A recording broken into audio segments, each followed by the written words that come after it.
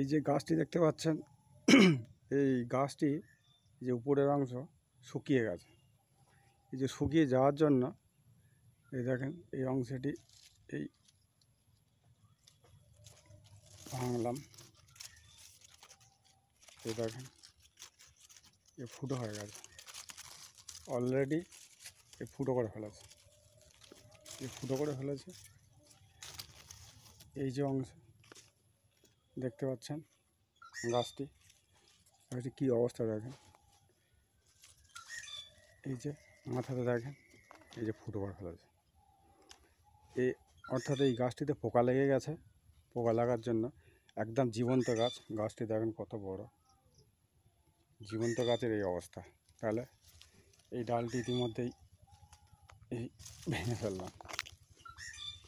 ফেললাম, ও মাই গড, এই দেখেন গাছের ভিতরে এই পোকা, এই যে গাছটির মাথাটি, এই যে গাছ, তাহলে বলেন কি অবস্থা দেখেন।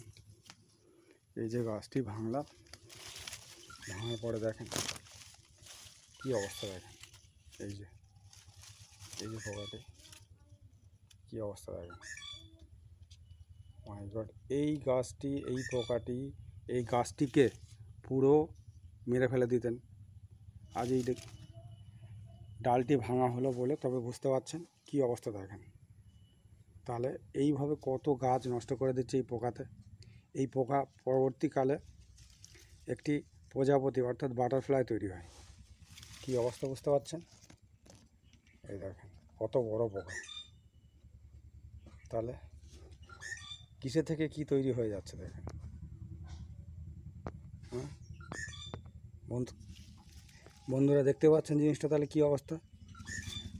এই যে এত বড় ডালটি ভেঙে ফেলেছে, এখানে এই যে গাছ, এই যে গাছটি দেখেন গোড়া থেকে, এই যে গাছটি গোড়া থেকে এই রয়েছে, তাহলে এত বড় গাছটি এইভাবে খেয়ে ফেলছিল দেখেন। এখানে পুরো এখান থেকে আরও পুরো গাছটি গোড়া পর্যন্ত চলে যেতেন, এই অবস্থা। তাহলে দেখেন পোকাটি এখনও জীবিত রয়েছে, কি অবস্থা।